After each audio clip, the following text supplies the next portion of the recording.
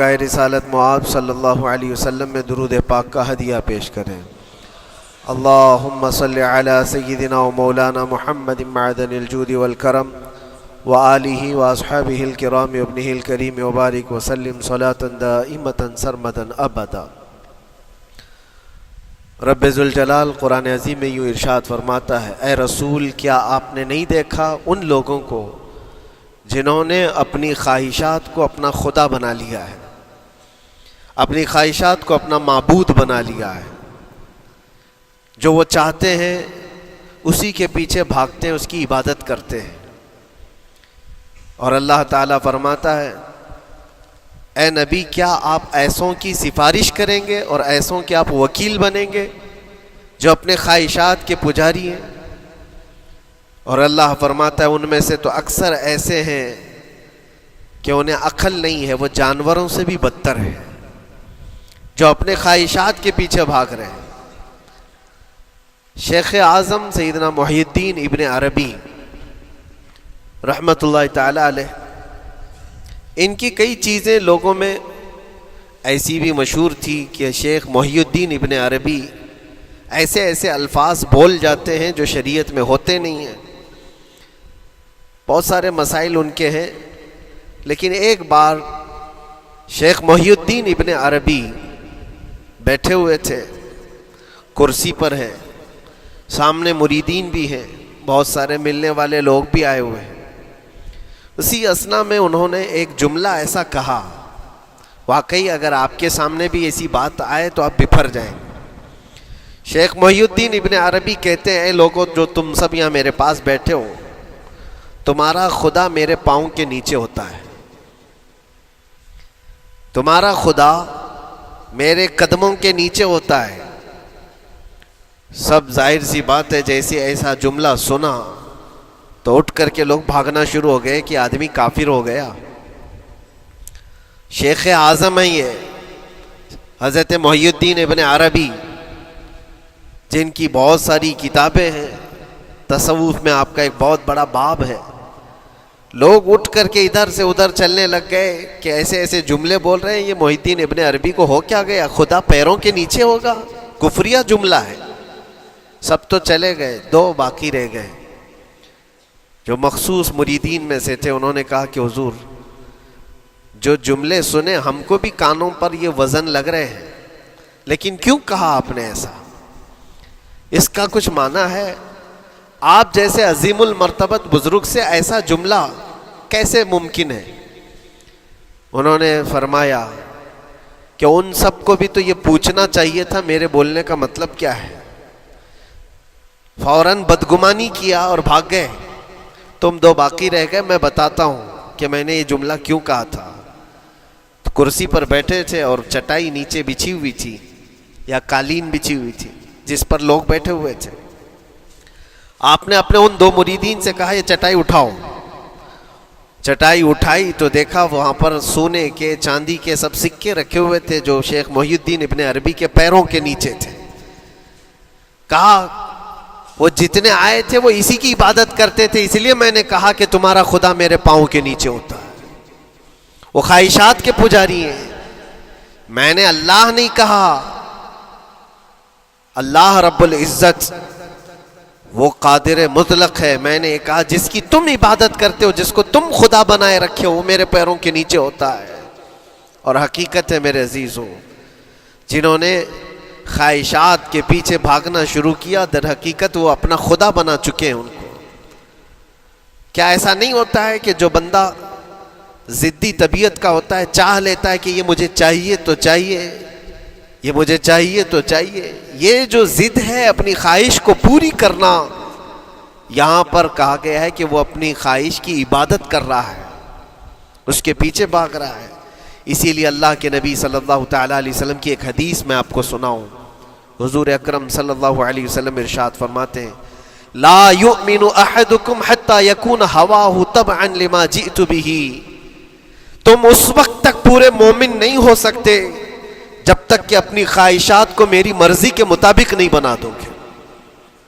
حضور کے قدموں میں لا کر اپنی ہر خواہش کو قربان کرنا ہو، یہ نہیں کہ میری چاہت تو ایسی ہے، میں خواہش ایسی رکھتا ہوں لیکن شریعت ایسا کہتی ہے. یہ جب ٹکراؤ آیا تو سمجھ لو کہ تمہارے اندر ایمان آیا ہی نہیں ہے, تم مومن نہیں ہو. مومن وہ ہے جہاں دنیا کی ساری خواہشات وہ حضور کے قدموں پر قربان کر دیتا ہے, اس کی اپنی کوئی خواہش نہیں ہوتی.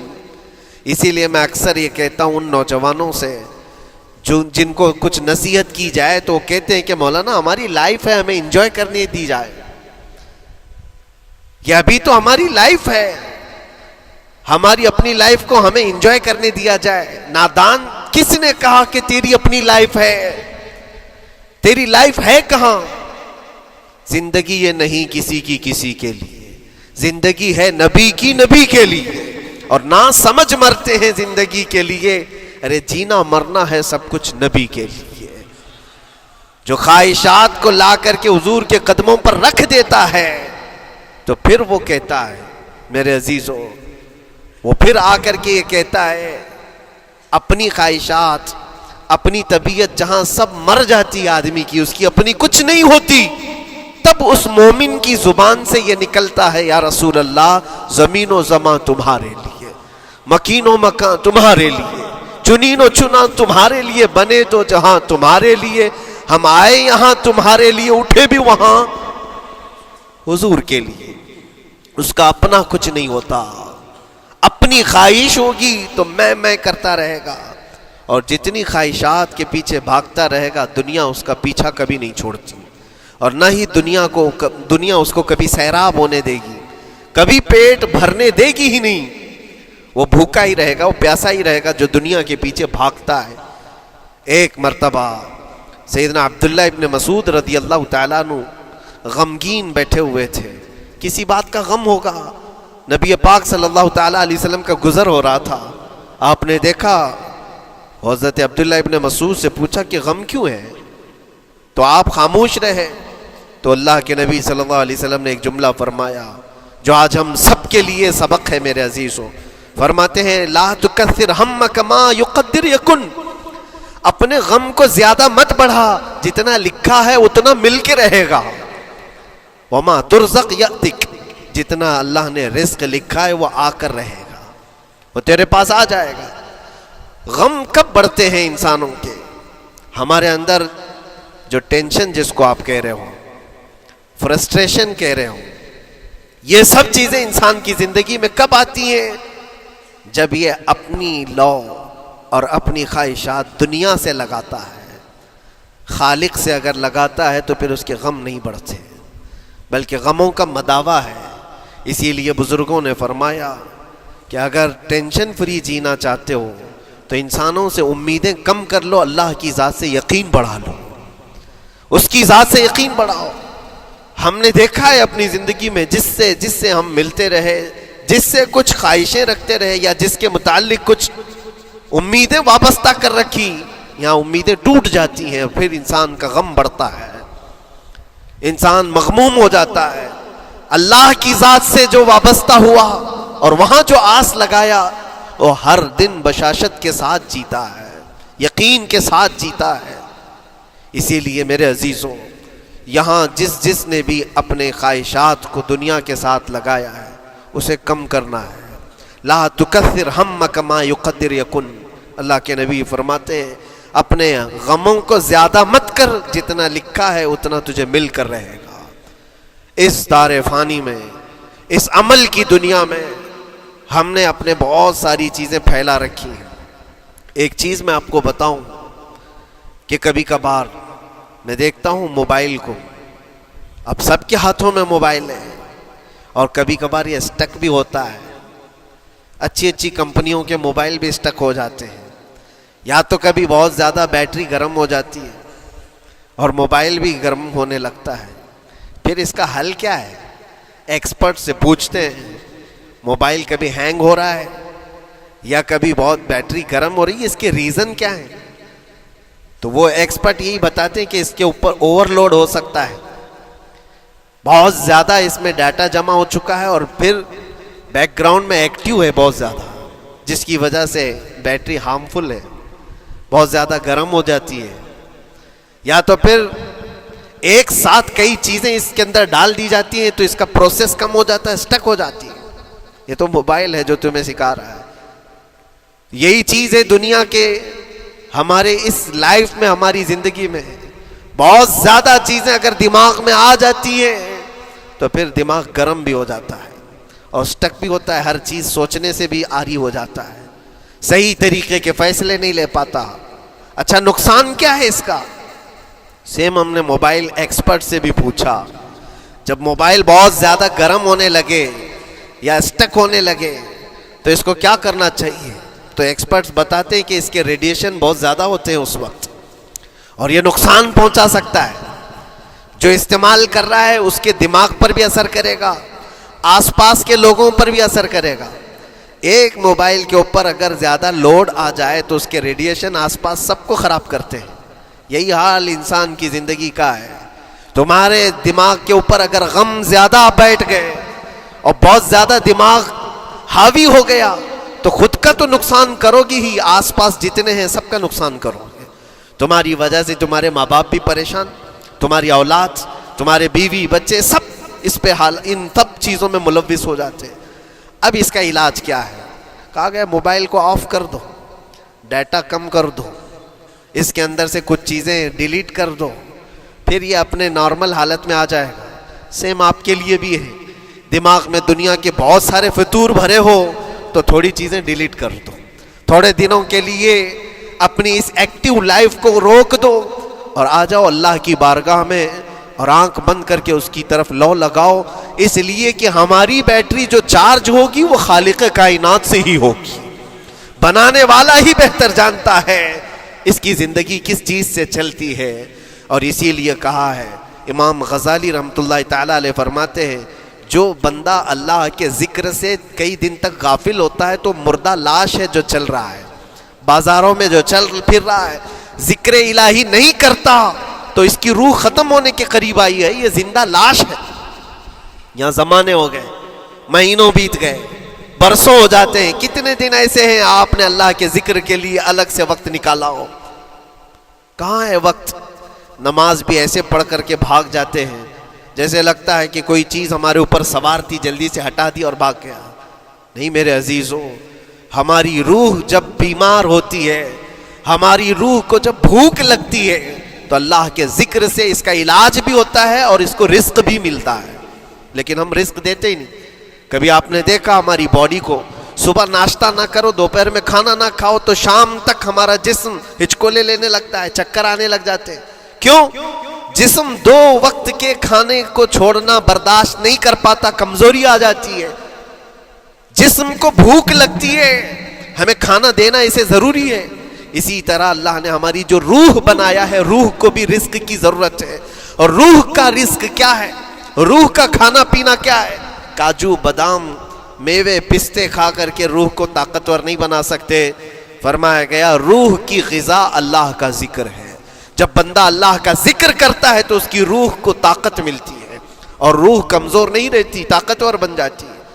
عزیزان گرامی وقار، پھر میں خلاصتاً یہ بات کہوں گا کہ ہم نے دنیا میں اتنی ساری چیزیں پھیلا لی ہیں، اتنے سارے، جس کی وجہ سے غموں کا بوجھ ہمارے دماغ پر طاری ہے.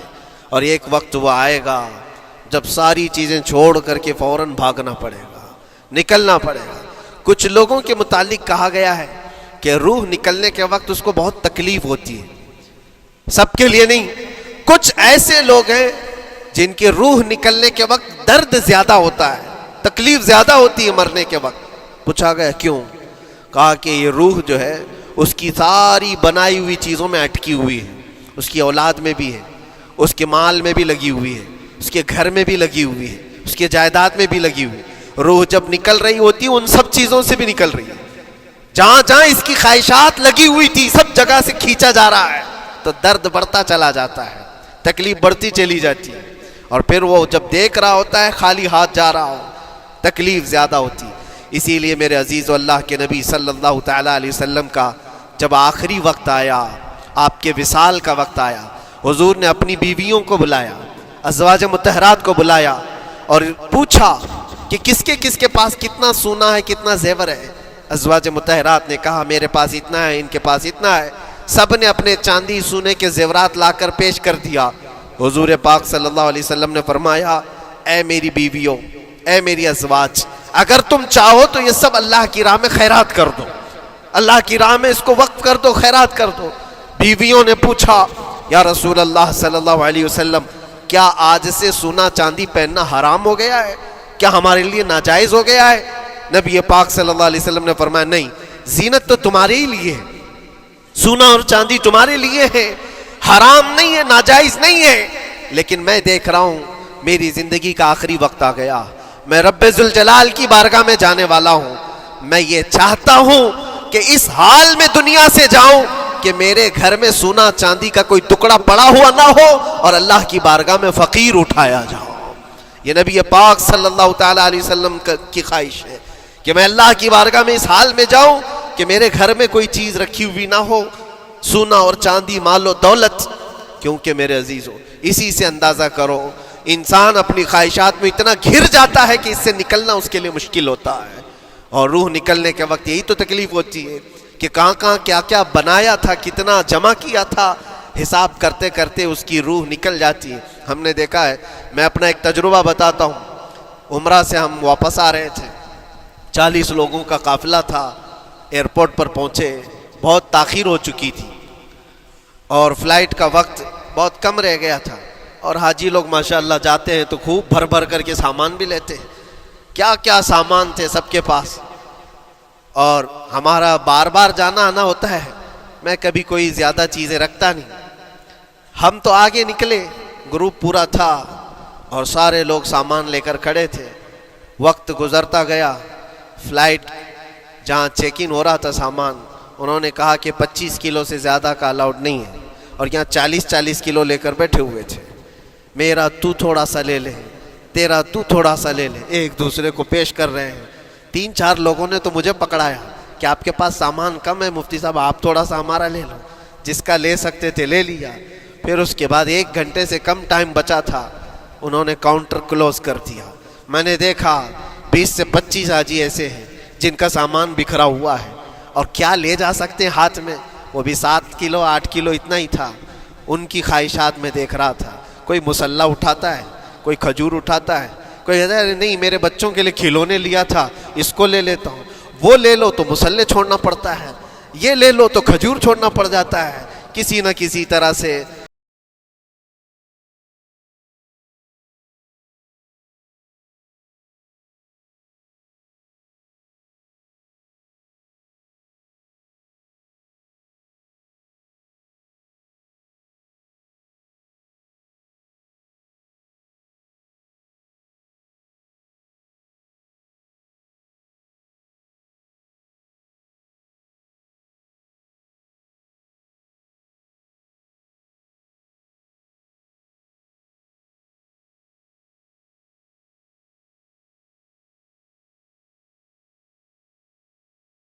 وہ لوگ آخری وقت 2-4 چیزیں لے کر کے نکل رہے تھے، اور بکھرا ہوا پورا سامان ایئرپورٹ پر ایسے ہی موجود تھا۔ 1-2 کلو نہیں، کتنے کلو کا سامان چھوڑ کر کے یوں ہی آنا پڑا۔ یا تو پھر فلائٹ کے سفر پہ جاؤ یا سامان میں لگے رہو، 2 ہی آپشن تھے، اور کون وہ چھوٹے سامان کے لیے اپنا سفر ملتوی کرتا۔ واپس آئے، حسرت بھری نگاہوں سے دیکھتے رہے اپنے سامان کو، اور پھر اندر آ کر جب بیٹھے میرے ذہن میں یہ بات گونجنے لگی، یہی حالت ہوتی ہوگی جب انسان دنیا سے جا رہا ہوتا ہے، جب یہاں سے رخصتی کا وقت آتا ہے اور ملک الموت سر پر آ کر کھڑا ہو جاتا ہے، روح نکلنے کے لیے بھی تھوڑا سا وقت باقی ہے، بس منٹوں میں بھی نہیں رہ گیا۔ جب اس کو نظر آتا ہے، اب یہ سوچتا ہے اتنی نمازیں باقی رہ گئی، اتنی زکوٰۃ بھی رہ گئی، حج بھی تھا، اور بھی کچھ چیزیں کسی کے دینے کے باقی تھے، قرضے بھی تھے، کس چیز کی نصیحت کروں، کس چیز کی وصیت کروں؟ فلاں جگہ ایک گھر خرید کر کے اس کے ڈاکیومنٹ تو وہاں رکھا تھا، بیٹے کو بھی نہیں بتایا، بیٹی کو بھی نہیں بتایا، پتہ نہیں کس کے ہاتھ لگ جائے گا۔ یہ خواہشات گھومتی رہتی ہیں، وہ کسی کو بتا بھی نہیں پاتا، ادھر ملک الموت روح نکال کر نکل پڑتے۔ یہ انسان کی شارٹ لائف ہے، مختصر سی زندگی ہے، جہاں یہ خواہشات دھری کی دھری رہ جاتی ہیں۔ اسی لیے شیخ سعدی نے بہت اچھی بات فرمائی۔ ایک بادشاہ نے اعلان کیا تھا اپنے وزیروں میں سے ایک کو، اس سے بہت خوش ہوا اور کہا جا آج تجھے میں اتنی جائیداد دوں گا، اتنی زمین، اتنی پراپرٹی دوں گا جتنا تو اپنے ہاتھ میں ایک لکڑی لے کر گھیر دے گا، جتنی زمین تو گھیرے گا اتنی تیرے نام لکھ دوں گا، لیکن اس کے لیے ایک شرط ہے، صبح یہ لکڑی لے کر تو راؤنڈ مارنا اور اتنا گول سرکل بنانا سورج ڈوبنے سے پہلے تک، جتنی زمین گھیر لے گا وہ پوری تیرے نام پر۔ اس نے سوچا کہ اتنی بڑی زمین میں گھیر سکتا ہوں ایک پورے دن۔ میاں ممبئی والے اچھی طرح جانتے ہیں 4x4 کی جگہ مل جائے تو یہاں کتنی بڑی غنیمت ہوتی، اور اس بندے کو بادشاہ نے کہا لکڑی ہاتھ میں لے لے اور لکیر کھینچ، شام ہونے سے پہلے جتنا کرے گا پورا تیرے نام پر۔ وہ نکلا اور جب لکیر کھینچتے جب چلنے لگا پیچھے مڑ کے دیکھتا تھا بہت لمبی ہو گئی ہے، اتنی زمین میرے نام پر ہونے والی ہے۔ دوپہر ہو گئی، وہ واپس آنا نہیں چاہ رہا ہے، واپس آ کر کے سرکل پہ ختم تو کرنا ہے جہاں سے شروع کیا تھا۔ سوچتا اور تھوڑا کرتے وہ اثر ہو گئی اس کی۔ اب اس کو لگا کہ واپس پلٹنا چاہیے، کئی کلومیٹر ہو گئے تھے، اتنے کلومیٹر کی زمین اب وہ اپنے نام پر کروانے والا تھا، لیکن جب واپس پلٹنے کا وقت آیا سانس پھولنے لگ گئی، کیونکہ صبح سے چل رہا ہے، کھایا بھی نہیں ہے، پیا بھی نہیں ہے، جس چیز کو جمع کرنے کے لیے دوڑتا رہا۔ اب سورج پیلا پڑ گیا، ڈوبنا کے وقت قریب آنے لگا تو اب بھاگنا شروع کیا۔ بادشاہ اور اس کے وزیر انتظار کر رہے تھے کہ یہ لوٹے گا بھی۔ اب دیکھا بڑی دور سے یہ دوڑتا آ رہا ہے اپنی لکڑی کو لکیر زمین پر کھینچتے ہوئے کہ جلد سے جلد اپنے اس پوائنٹ پر پہنچ جاؤں جہاں سے شروع کیا تھا۔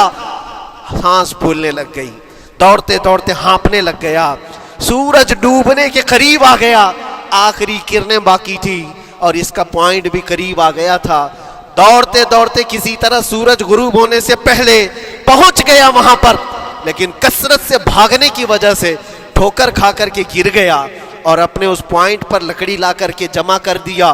بہت بڑا سرکل، بہت بڑی لکیر کھینچا تھا، لیکن ایسا گرا کہ دوبارہ اٹھ نہیں سکا۔ جب سپاہی اٹھانے کو آئے تو اس کی موت ہو چکی تھی، اس کی روح نکل چکی تھی، اتنا دوڑا تھا اس کی روح نکل گئی۔ بادشاہ نے کہا اس نے صبح سے لے کر شام تک اپنے نام جائیداد کرنے کے لیے اتنی دوڑ لگائی، بہت لمبی لکیر کھینچا، اتنی بڑی پراپرٹیز کے نام پر ہوتی، لیکن عقل مند دانشور تھا بادشاہ۔ اس نے کہا جہاں یہ گرا ہے وہیں اس کو دفن کرو، اور اس کے بعد اس کی قبر پر لکھا گیا تھا کہ اس کو ضرورت اتنے 2 گز زمین کی تھی، دوڑتا کتنا لمبا رہا، صبح سے شام تک اتنی لمبی لکیر کھینچ لیا، لیکن سونے کے لیے اس کو جو جگہ چاہیے تھی وہ بس اتنی ہی سی تھی، وہ 6 فٹ کی جگہ۔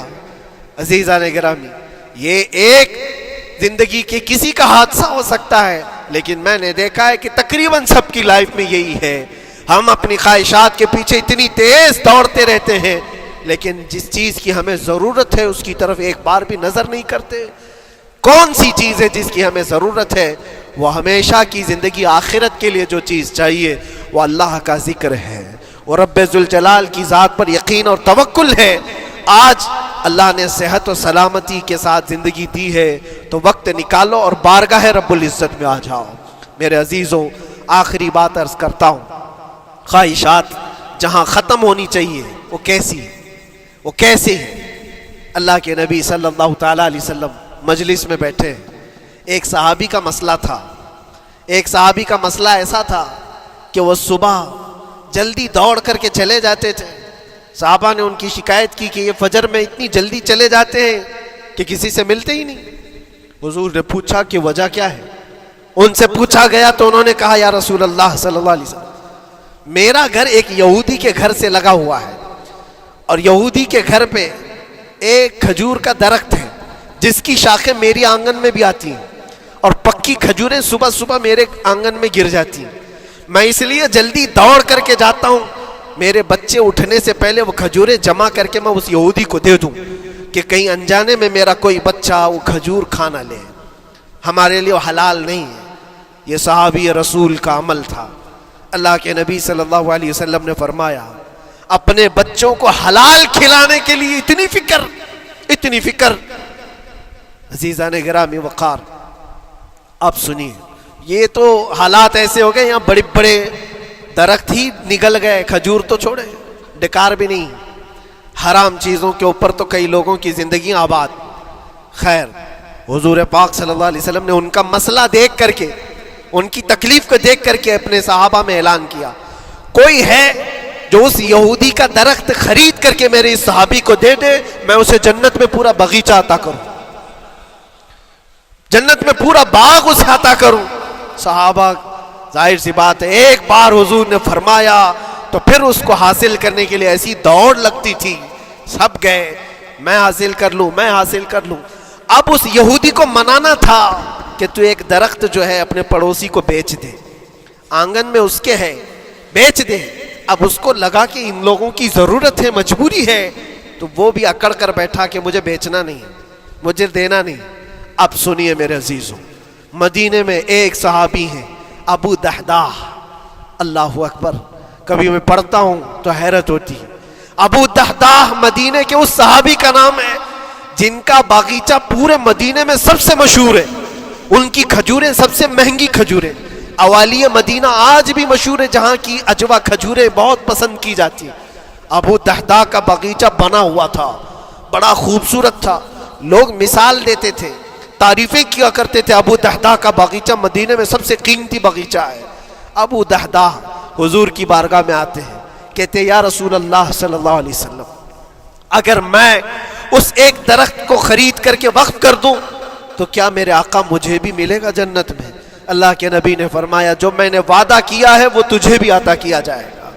ابو دحداح کہتے ہیں اس یہودی کے پاس سیدھے آتے ہیں، کہا کہ تو ایک درخت بیچ دے گا، بدلے میں تجھے بہت اچھی قیمت دیتا ہوں۔ اس نے کہا کیا دو گے؟ کہا مدینے میں ابو دحداح کا باغیچہ تمہیں پتا ہے؟ اس نے کہا ہاں جانتا ہوں، نام بہت سنا ہوا ہے۔ کہا وہ پورا باغیچہ اس ایک درخت کے بدلے دے دیا جائے گا، ایک درخت کے بدلے دے دیا جائے گا۔ اس یہودی نے کہا کیا مذاق کر رہے ہو؟ یہ کیا مذاق ہے؟ میرے آنگن میں اگے ہوئے ایک درخت کی وجہ سے ابو دحداح کا اتنا قیمتی باغیچہ دے دیا جائے گا، یہ کیسے پاسبل ہے؟ اس صحابی نے کہا اللہ کے نبی کی بات ہے، ہم مذاق نہیں کرتے، ہمارے لیے وہ ایک باغیچہ کیا ایسے 70 باغیچے ہوں، نبی پاک کی بات پر ہم سب عطا کر دیں، سب ہم وقف کر دیں۔ اس یہودی نے کہا کہ ان کی تو مت ماری گئی ہے مسلمانوں کی، یہ دیکھو اپنے نبی کی بات پر اتنا قیمتی باغیچہ مجھے دینے کو تیار ہے۔ اور پھر اس نے سوچا سودا بھی تو اچھا ہی ہے، باغیچہ تو ملے گا ہی، لیکن جو میں درخت بیچ رہا ہوں یہ جائے گا کہاں؟ یہ بھی تو میرے آنگن میں ہی رہنے والا ہے۔ درخت اگر کوئی خرید لیا تو ایسا تو نہیں ہے کہ یہ درخت وہاں جائے گا، یہ تو میرے آنگن میں ہی ہے، سودا کر لیا۔ کہا بات اگر سچی ہے تو میں یہ درخت اپنے پڑوسی کو جو تمہارا دوست ہے مسلمان اس کو دے رہا ہوں، بدلے میں مجھے ایک باغیچہ دے دو۔ ابو دحداح نے اسی وقت لکھ کر کے دے دی، یہ باغیچہ تیرے نام کا ہے۔ سوچو میرے عزیزوں، جس کو سینچا ہو محنتوں سے، جس باغیچے کو سجایا ہو، وہ راستے میں کھڑے ہو کر کے اس کا سودا کر رہے ہیں، کس بات پر؟ حضور پاک کی بات تھی، رسول اللہ کا فرمان تھا۔ آئے، ان کی بیوی ان کے بچے، باغیچے میں ہی گھر بنا ہوا تھا، نہایت ٹھنڈا گھر ہوا کرتا تھا، وہ لوگ سکون کے لیے وہاں بیٹھتے تھے۔ ابو دحداح اپنے باغیچے کے دروازے پر آئے، پھاٹک پر، اندر نہیں آتے، باہر کھڑے ہو کر کے اپنی بیوی کو پکارتے، ام دحداح پوچھتی ہے، وہ آواز آتی ہے کیا ہوا اندر کیوں نہیں آتے؟ باہر کھڑے ہو کر ابو دحداح کہتے ہیں بیگم باہر آ جا، یہ باغیچہ بک چکا ہے، اب ہمارا نہیں ہے، سامان لے، بچے لے اور باہر آ جا۔ بیوی نے کہا یہ کیسے اچانک؟ نہ کچھ کہا نہ کچھ بتایا، لیکن وہ عورتیں دنیا دار عورتیں نہیں تھیں، وہیں سے اندر سے کہتی ہے ابو دحداح میرا تم پر یقین ہے، اگر سودا کیا ہوگا تو بہت بھاری سودا کیا ہوگا، ورنہ ابو دحداح کا باغیچہ مدینے میں بیچے جانے کے قابل نہیں ہے، کون ہے جو اس کی قیمت لگائے گا؟ میرا گمان یہ ہے کہ میرا شوہر اگر سودا کیا ہوگا تو بہت اونچا سودا کیا ہوگا۔ ابو دحداح نے کہا میری رفیق حیات باہر تو آ جا، میں تجھے بتاؤں کون سا سودا کیا ہے، باہر آ جا۔ بچوں کو لیتی، اپنا سامان سمیٹتی ہے، اور اسی وقت باغیچہ چھوڑ کر کے باہر نکل آئی۔ ابو دہدا سے پوچھتی ہے یہ اچانک سودا کرنے کی کیا ضرورت پیش آئی؟ یہ اس طرح سے اچانک تم نے سودا کر لیا اور مجھے باہر بلایا، کیا سودا کیا، کتنے پہ بیچا؟ ابو دہدا نے کہا میرے ہاتھ میں پیسہ تو 1 روپیہ نہیں، 1 درہم نہیں ہے۔ کہا پھر کتنے میں بیچا؟ کہا اندازہ بھی نہیں کر سکتی۔ اللہ کے نبی نے فرمایا میرے اس صحابی کے لیے جو 1 درخت خرید کر کے دے دے اسے میں جنت کا باغیچہ عطا کروں گا۔ میں نے اپنے دوست مسلم بھائی کے لیے اس کا درخت خرید کر کے وقف کیا ہے اور بدلے میں اس یہودی کو یہ باغیچہ دے دیا ہے۔ بیوی وہ نہیں تھی جو یہ کہتی کہ مت ماری گئی ہے تیری، گھر بیچ کے آ گیا، فلاں کر کے آ گیا۔ وہ دنیا دار عورت نہیں تھی، ہاتھ اٹھاتی ہے اور سر پر رکھتی ہے اور کہتی ہے ابو دہدا مجھے تمہارے بارے میں یہی یقین تھا، قسم رب ذوالجلال کی اگر وہ یہودی اس باغیچے پر نہیں مانتا تو ہمارے پاس اور جو کچھ تھا سب دے کر کے ہم نبی پاک کی بات پر عمل کر لیتے۔ حضور کی بات تھی، وہ یقین تھا، دنیا دے دیا، خواہشات قربان کر دیا قدم مصطفیٰ پر۔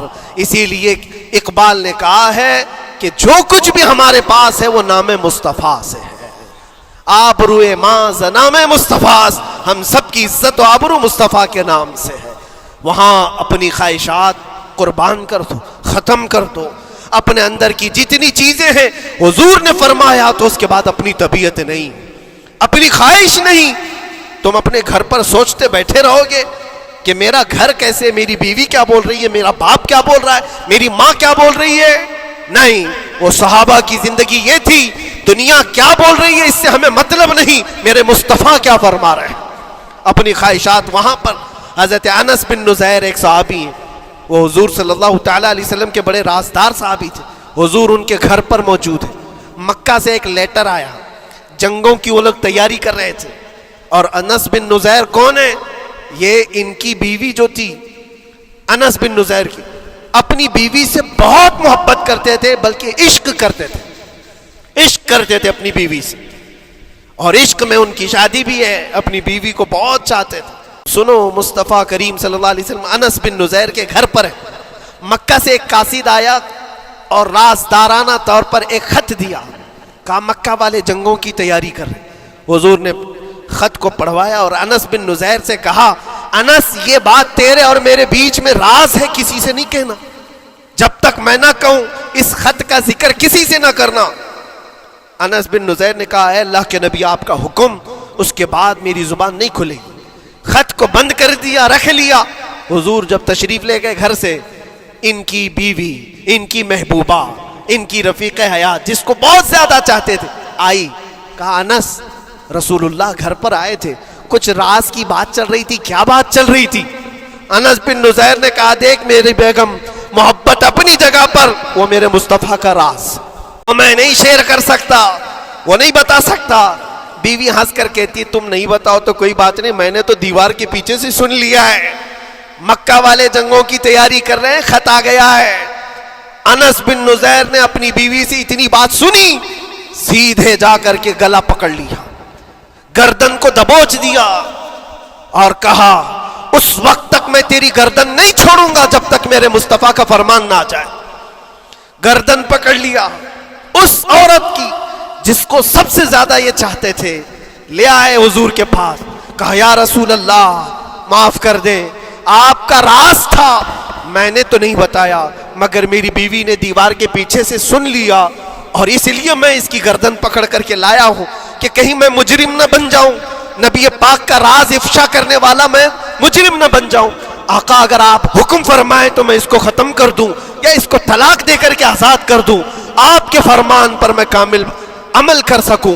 اللہ کے نبی نے فرمایا انس چھوڑ دے گردن، جس طرح تو ہمارے راز کی حفاظت کرتا ہے، یہ میری صحابیہ ہے، یہ بھی میرے راز کی حفاظت کرے گی۔ کے بعد ہاتھ چھوڑ دیا اور اپنی بیوی سے کہا کہ دیکھ میری محبت، میرا عشق اپنی جگہ پر، بات جب مصطفیٰ کی آئے گی پوری کائنات کو میں چھوڑ دوں گا، میرے مصطفیٰ کی بات کو عمل کروں گا۔ اور اس بیوی نے بھی یہی کہا انس اگر تو مجھے راز بتا دیتا حضور کا، عشق میں ڈوب کر کے، محبت میں ڈوب کر کے، تو جو گلا تو نے میرا پکڑا کل میں تیرا گلا پکڑ کر حضور کے پاس لاتی۔ کہ حضور یہ آپ کی غلامی کے قابل نہیں ہے. یہ ان کا کمال درجے کا ایمان تھا, اپنی خواہشات کو قربان کر دیا. ایک مدینے کی خاتون ایسی ہے, سب سے زیادہ حسین و جمیل لڑکی ہے. حضور کے پاس ایک حبشی کالے رنگ کے صحابی ہیں, آئے کہا یا رسول اللہ مجھ سے کوئی شادی نہیں کرتا. حضور نے فرمایا کہ جا میں تیری شادی کے لیے ایک جگہ پر پیغام بھیجتا ہوں, اور بھیجا اس لڑکی کے گھر. انصاری صحابی کی ایک لڑکی اتنی خوبصورت ہے مدینے میں, ان کے گھر بھیجا. یہ تو حبشی قسم کے تھے. یہ ایک پیغام لے کر کے جب آئے, ماں باپ باہر بیٹھے ہوئے, لڑکی اندر ہے. ماں باپ نے دیکھا کیوں آئے ہو؟ کہا میں پیغام لے کر آیا ہوں. کس چیز کا؟ آپ کی بیٹی سے نکاح کا. کس نے بھیجا؟ کہا اللہ کے رسول نے. ماں اور باپ ہیں, شکل و صورت دیکھی اور ان کی حسینہ بیٹی. کہا ٹھیک ہے تم جاؤ واپس, ہم حضور سے بات کر لیں گے. اتنا ہی کہا, ٹال دیا ہوگا. وہ صحابی جو آئے تھے کالے رنگ کے, انہوں نے کہا یہ تو روز کی بات تھی, ہر جگہ ریجیکٹ ہوتا ہی تھا, میرے لیے تعجب کی بات نہیں تھی, میں تو واپس آیا حضور کے پاس. ہوا گھر میں کیا, اندر جوان لڑکی جو گھر میں موجود تھی بھر آئی. کہا ماں باپ سے پوچھتی ہے کہ اماں کون آیا تھا؟ کہا ایک نوجوان نکاح کا پیغام لے کر کے. اس خاتون نے کہا, لڑکی نے کہا آپ نے کیا کہا؟ کہا ہم بعد میں بات کر لیں گے. کہا آپ کو اندازہ نہیں آپ نے کتنی بڑی خطا کی ہے. اللہ کے نبی کا فرمان آیا تھا اور آپ نے ٹال دیا. میں تیار ہوں اس کے ساتھ نکاح کرنے کے لیے, نبی پاک کا حکم ہے. ماں باپ نے کہا بیٹا تو نے دیکھا ہے, بیٹا تو نے دیکھا جو پیغام لے کر کے آیا تھا وہ تیری میچنگ کا ہے یا نہیں, تو نے دیکھا؟ اس نوجوان نے کہا, اس لڑکی نے کہا میں نے پیغام لے کر آنے والے کو تو نہیں دیکھا, آمینہ کے لال کو تو دیکھا ہے, جس نے پیغام بھیجا ہے اس کو دیکھا ہے. اس کے حکم کے بعد پھر کسی کو دیکھنا بنتا ہی نہیں ہے.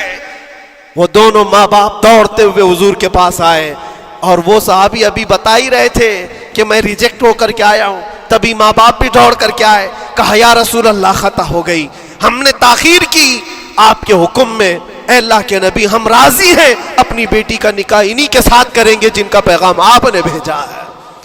کیا اپنی خواہشات کو حضور کے قدموں میں لا کر قربان نہیں کیا؟ لیکن نکاح ہوا بھی. وہ نوجوان عبداللہ اسود نکاح کا ہے, حضور نے نکاح کروا دیا مسجد نبی, اور حضرت عثمان سے کہا کہ ان کو کچھ پیسہ دے دو, مال دے دو, شادی کا سامان تو خرید لے, جہیز لے لے, اپنا گھر سجا لے.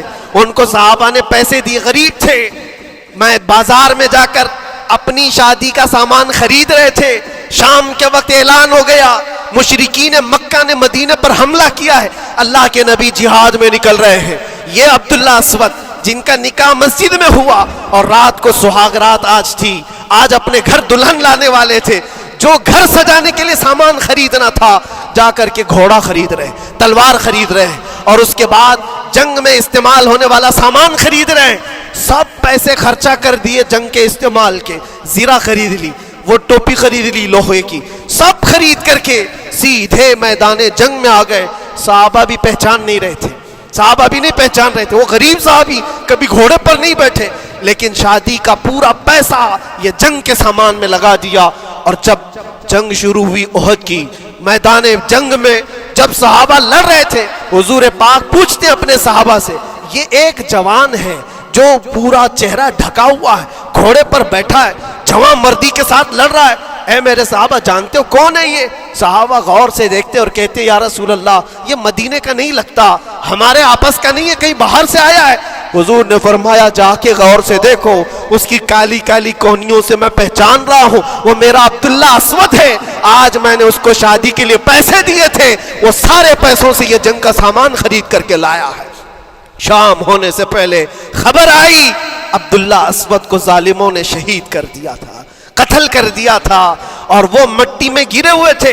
حضور خود چل کر کے آئے, عبداللہ اسود کے پاس آ کر کے بیٹھتے ہیں اور سر اٹھا کر کے اپنی گود میں رکھتے ہیں, چہرے سے دھول کو صاف کرتے ہیں, اور پھر فرماتے ہیں اللہ کے کچھ بندے ایسے ہیں جو اللہ سے کیا ہوا وعدہ پورا کر کے دکھاتے ہیں. ساری دنیا ایک طرف, فرمان مصطفیٰ ایک طرف.